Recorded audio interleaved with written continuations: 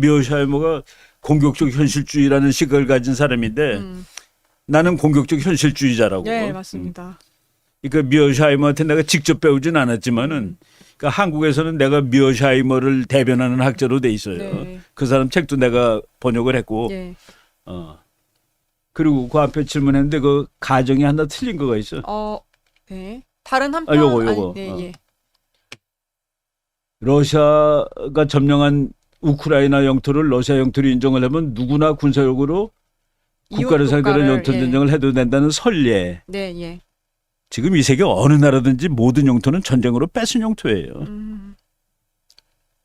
선례라는 게 의미가 없다. 설례라는 게 의미가 없는 네. 거예요. 원래 나라들이 지금 있는 대부분의 나라들은 모스크바가 얼마나 조그만 나라야. 다 점령한 거거든. 네. 미국도 점령해서 그만큼 커졌고 네. 다 점령해서 커진 나라들이라고. 그러니까 설례라는 게 없어요. 네. 국가는 어떻게 생겼냐? 전쟁으로 생기는 거예요. 우리나라 조선도 어떻게 생긴 나라야? 신라 백제 고구려가 한나가 돼서 생겼는데 신라가 어떻게 큰 나라가 됐어요? 전쟁에서 다 큰 거 된 거 아니야? 그렇죠. 예. 신라가 백제도 점령하고 고구려도 점령하고 그래서 이거 오늘 우리나라가 되는 거예요. 네. 끝까지 올라가면 다 전쟁해가지고 뺏은 땅이라고. 네. 영토라는 거는 설례 그런 게 없어요. 그래서 지금 그런 설례를 주면 안 된다. 저거는 설례가 아니야. 영토는 그러니까 국가는 전쟁을 통해서 국가가 어떻게 만들어지느냐. 이거는 찰스 스틸리라는 사람 책을 보면 돼요. 네. 찰스 스틸리의 아주 그 사람이 전쟁을 몇십 년 동안 공부를 해보고 국가하고 전쟁. 그 사람의 그 결론이 뭐냐면은 국가는 전쟁을 만들고 전쟁은 국가를 만들고 국가들은 전쟁을 만든다. 국가는 전쟁을 하고 그러니까 전쟁은 국가를 만들고요. 네. 지금 우리 대한민국은 6.25의 산물이에요. 예. 그렇죠? 맞습니다. 예. 그래서 뭐 설례 이런 얘기하고 그러면 이제 복잡해지지. 반드시 러시아를 패퇴시켜서 저거는 우크라이나 영토 뭐 이제 우크라이나 내가 우크라이나 전쟁 따로 여기서 설명은 안 해서 그런지 모르는데 우크라이나 영토의 한 지금 5분의 1 정도를 러시아가 점령을 했어요. 우크라이나인 중에 약 5분의 1 정도가 러시아인이야. 그러니까 사는 지역하고 100% 일치를 하지 않는데 네. 우크라이나라는 이 땅에 그 동쪽에 한 5분의 1 정도를 러시아가 갖고 왔는데 우크라이나 전체 인구 중에서 17%가 러시아인이야. 그러니까 우크라이나의 정체성보다 러시아의 정체성을 갖고 있는 사람들이 그쪽에 그렇죠. 지역에 나는 사는 우크라이나 살고 거잖아요. 있는데 내가 러시아인이야. 정체성이 예. 그런 거죠. 그러니까 그 우크라이나를 잘 봐야 돼요. 예. 이 전쟁이 왜 났는지. 예. 그러니까 그 우크라이나에 있는 우크라이나들이 우크라이나에 살고 있는 러시아 사람은 못 살게 굴었어. 근데 러시아는 센 나라거든. 네. 그러니까 이거 내놓아서 점령한 거예요. 어떤 그런 부분도 약간의 명분 삼아서 전쟁을 옛날에 그 체코슬로바키아를 히틀러가 들어갈 때도 네. 거기는 독일 사람을 체코슬로바키아가 못 살게 군다 해서 네, 들어간 네. 거예요. 명분이. 또 그런 또 이야기도 그것도 그렇고 미어샤이머 교수 얘기는 예. 왜 러시아를 분노하게 만드냐 이거야. 그 우크라이나까지 미국이 가져가게 되면 러시아가 가만히 있겠냐 이거야. 저게 그래도 강대국인데. 네. 그걸 중립지대로 놔둬야지. 그냥 둬야 놔둬야지 되는데. 왜 그걸 건드렸냐. 그걸 왜 나토에다가 집어넣으려고 네. 그랬냐 하는. 그래서 미어샤이머 교수는 네. 그래서 비판을 하는 거예요. 네. 그러니까 소련이 큐바를 점령을 안 하잖아. 큐바가 공산주의 국가고 미국 코앞에 있는데 네. 그거 건드리면 미국이 가만히 있지 않거든. 그런 얘기를 하는 거예요. 네. 그러니까 어떻게 보면은 나는 당연히 미어샤이머 교수 쪽이죠. 네. 그 미어샤이머의 그 국제정치 이론을 내가 좋아하니까 네. 그거로 이제 내가 세상을 분석하는 관점이 미어샤이머 이론이고. 네.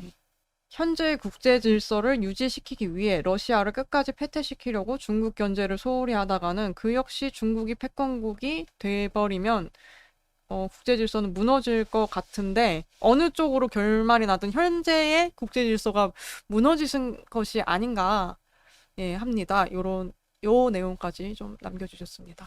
현재의 국제 질서를 유지시키기 위해 현재의 국제 질서에 대해서 정의를 내려야 돼. 아, 저 말이 일단은 질서부터 다 이어지려면. 네, 네. 그 현재의 국제 질서는 미국이 지배하는 질서라고 예. 보느냐. 그래서 거기서 동의하면은 현재의 국제 질서를 지키기 위해 러시아를 끝까지 패퇴시키는 거 아니에요. 현재 국제 질서를 유지하려면 러시아가 있어야 돼. 오히려요. 그러면 아, 균형자로서 네. 또 저쪽 그러니까 미국이 갖고 놀 수 있는 그러니까 미국이 여기 있는데 이게 러시아 있고 중국 있으면 미국이 갖고 놀 수 있어요. 그러니까 현재의 국제 질서는 강대국 국제 질서라고 그러는데 강대국 국제 질서의 기본은 어느 강대국이든 죽이지 않는다. 네. 그럼 러시아가 그러니까 현재의 국제 예, 질서를 예. 유지해서 위해서 러시아를 끝내는 것은 현재 국제 질서가 깨지는 거야. 그러니까 국제 질서 이론에서 네. 강대국은 죽지 않는다는 것이 국제 질서의 유지 방법이에요. 약소국들은 죽어. 네. 근데 강대국은 안 죽여. 지금 국제 질서는 웨스트파리아식 국제 질서인데 네. 그 국제 질서는 강대국은 안 죽이는 거예요. 그러니까 지금 저기서 그 용어들이 막 혼동돼 있는 거라 네, 순수히 네. 학술적으로 보면은 현재의 국제 질서에서는 강대국은 러시아 정도 그 강대국은 그 누가 죽이지 않아요. 사실은 저런 관점이라고 해야 되나요? 저런 인식을 갖고 계신 분들이 저희가 좀 덜어 있다고 느꼈던 부분이 이게 미국이나 서방 국가 쪽에서 우크라이나를 그러니까 지원을 많이 지금 했잖아요. 중국이 그간. 커진 이유가 뭔지 아세요? 러시아를 죽이려고 미국이 중국을 기른 거야. 예, 예, 그렇죠? 예. 그래서 중국을 기르기 위해서 월남에서 뺀 거예요. 야, 월남, 너 밑에 미군이 와 있으니까 골치 아프지? 이거 빼줄 테니까 러시아랑 싸워. 그래서 중국이 큰 거예요. 중국이 컸는데 중국을 죽이려면은 러시아가 반드시 필요한 거예요, 미국은. 그 패퇴와 국제 질서 유지와는 오히려 이제 지금 반대인 거네요. 러시아가 있는 게 예, 국제 질서 유지에는 그러니까 지금의 국제 질서는 강대국은 죽지 않는다라는 그 깔린 것이 국제 질서예요. 예. 그러니까 그 지금 용어를 지금 이제 이분이 그 아무래도 뭐 학문적으로 국제 정치를 공부한 건 아니니까 국제 질서라는 말을 좀 이렇게 좀 이렇게 어떤 정의 없이 사용했는데 네. 오늘의 국제 질서는 국가가 국제 질서의 단위다. 그리고 국제 질서는 무정부적이다. 국제 질서를 유지하는 것은 국가 이익이다. 그리고 국가들 이익의 가장 중요한 요소는 힘이다. 그것이 지금의 국제 질서예요. 네. 우리가 그 조선시대 때는 그런 국제 질서가 아니야. 그때는 우리가 중국에 조공을 바치는 질서야. 그러면 중국이 너 이쁘다 해가지고 독립을 유지시켜줘. 근데 지금과 같은 그런 독립은 아니에요. 그러니까 중국식 국제 질서가 끝나고 서구식 국제 질서가 우리나라한테 온 곳이 아편 전쟁 후야. 네. 그 질서가 지금도 지속되는 거예요. 그 참표는 바뀌었지만.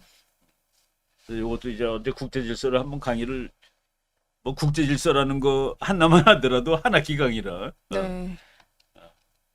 그러니까 중국 견제를 소홀히 하다가는 그 역시 중국이 패권국이 돼버리면은 중국이 어떻게 패권국이 되겠어요? 소홀히 한다고. 거기까지 가게 냅두지를 않겠죠. 미국이 소홀히 한다고 중국이 그러면 국제 질서는 무너질 것 같은데 아니죠. 국제 질서는 그대로 있는데 패권국이 바뀐 거지. 그러니까 영국이 패권국이 국제 질서하고 네. 미국이 패권국의 국제 질서는 그 룰이 같아요. 네. 아, 또 그렇게 작동하는 룰이 같다니까. 네, 그러네요. 예. 그러네요. 진짜 나라만 교체됐지. 그렇지. 예, 생각해보니까. 이게 국제 질서 하면은 그냥 단순히 미국이 패권국인 상태의 국제 미국이 질서 패권국인 이렇게만 딱 생각하는데. 영국은 미국한테 네가 해라라고 준 거야 심지어는. 예. 그러니까 영국이 좋아하는 국제 질서를 유지할 수 있는 나라는 미국이기 때문에. 네. 근데 중국이 세계 챔피언이 되면은 미국식 국제 질서가 깨져나갈 가능성이 있어요. 왜 이렇게 관점이 다르거든. 네. 미국은 모든 나라가 주권국이라고 생각했을 때 평화가 온다는데 중국은 아니야. 어떻게 그 아버지하고 아들이 같을 수 있어? 이게 이 위계 질서로 내야지. 네. 그 내가 꼭대기고 너네들이 밑이야. 수직적인. 조공 잘 받쳐. 그럼 내가 다 케어줄게. 이뻐해줄게. 그 관점이 다른 거예요. 네. 아마 중국이 세계 챔피언이 되면은 그때 국제 질서가 달라질 수가 있겠지. 근데 그것도 미국 사람은 아니라고 보는 사람이 많아요. 왜냐하면은 중국이 세계 챔피언이 되려면은 자본주의가 되고 민주주의가 돼야 돼. 네. 그래야지 경제가 더 커질 수 있고 세계 챔피언이 되거든. 예, 예. 그럼 미국이 세계 챔피언인 거나 중국이 세계 챔피언인 거나 결국 그런 세계다라고 보는 거예요. 임자만 받겠지. 아야. 어. 결국에는 패권국이 되려면 중국도 중국도 필연적으로 바뀌어야 되기 모든 때문에. 패권국은 해양국가 민주국가야. 예. 그게 또 조건이 그렇죠. 붙는군요. 그거 없이 세계 챔피언이 될 가능성이 별로 없어요. 예. 역사가 증명해온. 그러니까 미국 사람들이 중국이 나중에 정말로 잘 살게 되면 미국과 비슷한 나라가 돼. 예. 그놈의 세계 챔피언이라도 괜찮아. 우리의 질서는 그대로 있는 거야. 음. 영국이 미국한테 자리를 내주면서도 영국식 자유주의, 자본주의 국제 질서를 유지하기 위해서 미국한테 준 거라고 말이에요. 네. 현재의 국제 질서는 무너지는 거 아닌가 합니다. 근데 저거는 엄밀한 얘기로 하면 저 국제 질서라는 데 대해서 정의를 내리지 않고 한 말이에요. 네. 그러니까 미국이 1등인 세상은 바뀌는 거 아닐까요는 말이 돼.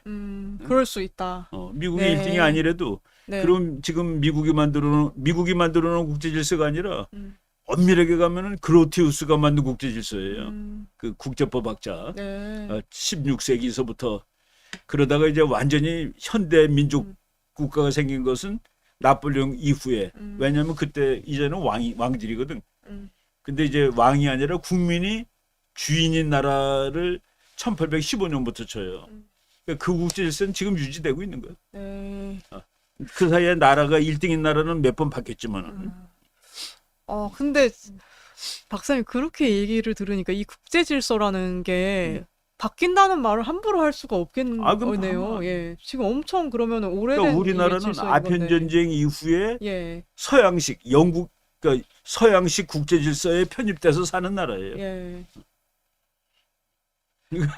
근데 그 서양식 국제 질서의 챔피언이 한때는 영국이었고 한때는 독일이 하려고 그러다가 못했고 독일이 1차 대전 일으켰잖아. 네. 안 됐잖아. 두 번이나 덤볐는데 안 됐고. 근데 독일이 세계 챔피언이 됐으면은 국제 질서가 바뀌었을까? 아마도 안 바뀌었을 거야. 그 1등은 바뀌었지만은 네. 그 룰은 비슷했을 거라고.